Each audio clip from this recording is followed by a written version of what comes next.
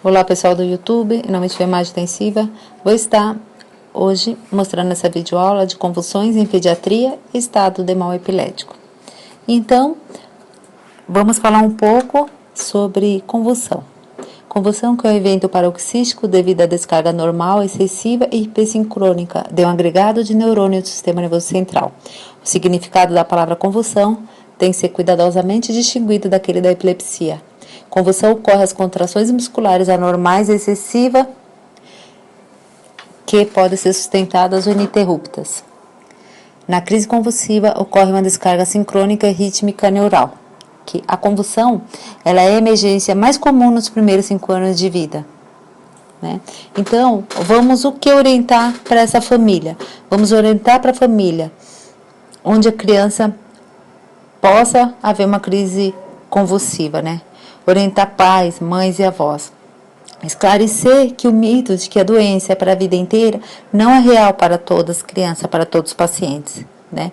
Então, explicar para eles o que fazer durante a crise e o que está proibido, né? Então, orientar a família quando a criança apresentar uma crise, virar o corpo, a cabeça de lado, né? Para evitar o engasgo, proteger a criança com travesseiro para que não se machuque com os movimentos da crise.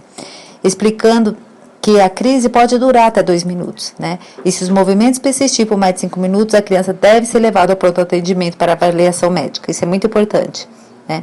E que a convulsão, a criança pode apresentar confusão mental, sonolência e a criança pode ficar chorosa também após a crise. Explicar que o contrário do que a maioria pensa, que não há contraindicação em deixar a criança dormir após a crise. Então, orientar que a criança pode dormir após a crise, não tem problema algum. Está explicando que a criança pode se debater excessivamente, pode ficar rígida com o corpo endurecido na crise convulsiva, né? E já no episódio não convulsivo, pode haver a perda do contato da criança com o meio em que ela está. O olho pode ficar parado e ela para de fazer o que está fazendo. Isso pode acontecer, né? Fazendo que a criança, às vezes, possa até ficar confusa após a crise, né? Explicar tudo isso para a família é muito importante, pessoal. Então, explicar também que não é toda criança que convulsiona que vai ter epilepsia. Porque muitos pais pensam que a criança já tem até epilepsia, e não, às vezes é só uma crise convulsiva. E está explicando isso para a família, né? Isso é muito importante. Então, na epilepsia, vamos definir a epilepsia aqui. É uma doença neurológica crônica e, em muitos casos, progressiva, com relação a distúrbios cognitivos, caracterizada por crises epiléticas recorrentes. Crise epilética, manifestação clínica resultante da descarga elétrica excessiva, paroxística e síncrona de um grupo de neurônios do córtex cerebral. Síndrome epilética, complexo de sinais e sintomas que definem uma condição epilética única. Estado de mal epilético, definido por crise prolongada ou repetidas de crises epiléticas, de tal forma que se cria uma condição duradoura e invariável, com duração superior a 30 minutos. Sem retorno da consciência, né? Então, para haver esse diagnóstico de epilepsias, temos aqui alguns exames, como eletrocefalograma, tomografia e ressonância magnética, mas tem outros exames também. Então, no estado epilético, então a crise acima de 30 minutos, prolongada ou repetitiva, sem retorno da paciência, sem retorno da consciência, esse paciente, essa criança, pode ficar com sequelas. Etiopatogênese, né? Crise epilética, pode ser classificada em focal, parcial, as generalizadas e as crises não classificáveis.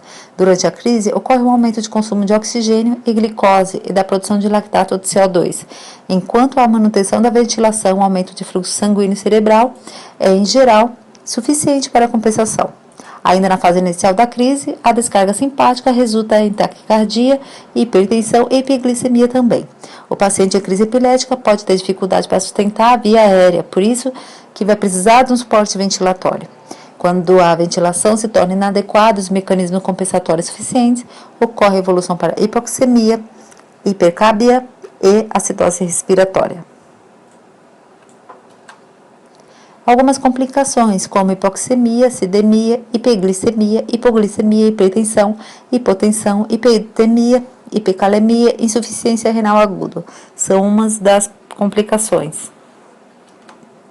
Então, a importância do tempo é muito importante mesmo, é primordial, porque tempo de duração da crise, quanto maior o tempo, vai ser o pior prognóstico desse paciente, né? Então, é muito importante estar socorrendo essa vítima, essa criança o mais rápido possível. Né? Então, temos alguns fatores que podem desencadear a crise, como hipoglicemia, hipertensão intracraniana, oxigênio, né? E idade também. Todos os pacientes com crise de duração acima de 5 minutos devem ser tratados com anticonvulsionante. Crianças acima de 5 anos. Criança com duração menor que 30 minutos pode gerar sequelas. Importante tratar a doença de base com infecções como meningite e outras. Crise que dura mais de 3 a 5 minutos devem ser medicadas. Tratamento. Trata-se a crise epilética para evitar a lesão neuronal e as complicações sistêmicas relacionadas a crises prolongadas, né? Então, o que devemos fazer com esse paciente quando chega na nossa unidade de internação? Colocar o paciente em local seguro, né? Vamos procurar aí a maca, né? Vamos colocar esse paciente no leito seguro, onde tem suporte, você olha e já tem uma régua montada com oxigênio, né? Aspirador a vácuo, né? Então isso é tudo importante. Manter posição neutra da cabeça, garantir a via pélvica e a aspiração de vias aéreas. Então, procurar ofertar oxigênio para esse paciente, para essa criança, né? Que vai precisar do suporte de oxigênio, né? Já em seguida, vamos obter um acesso venoso para a infusão dos benzodiazepínicos que vai ser necessário. Então, vamos colocar esse paciente, né, após o acesso venoso funcionado, o acesso periférico, vamos monitorizar esse paciente, vamos verificar a pressão arterial e vamos aferir a glicemia capilar, que é muito importante. Por quê? Porque se esse paciente tiver uma hipoglicemia, por exemplo, às vezes esse paciente vai apresentar uma crise convulsiva porque está apresentando uma glicemia baixa. Então, ficar atento sobre essas coisas. E infundir os benzodiazepínicos a critério médico. Conforme o médico pedir os medicamentos, você vai dando assistência a ele.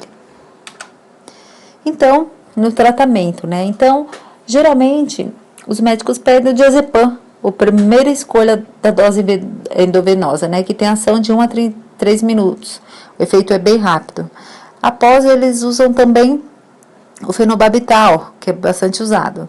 E a fenitoína para dentalizar se o diazepam não surtir efeito, né?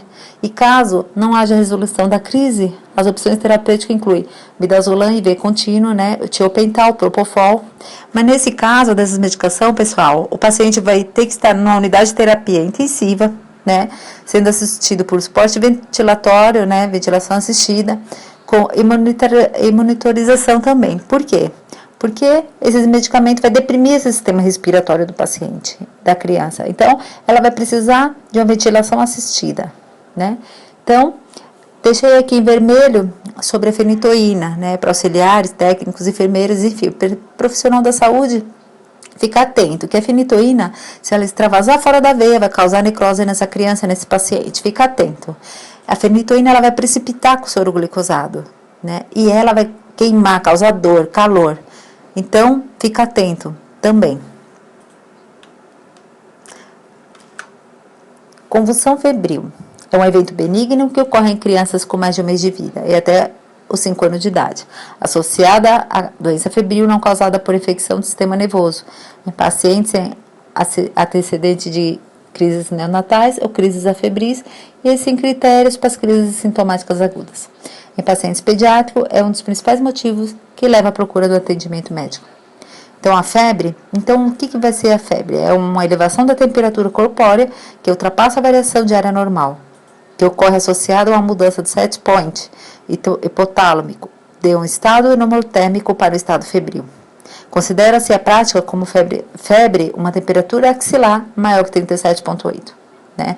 E o fator predisponente é a herança familiar.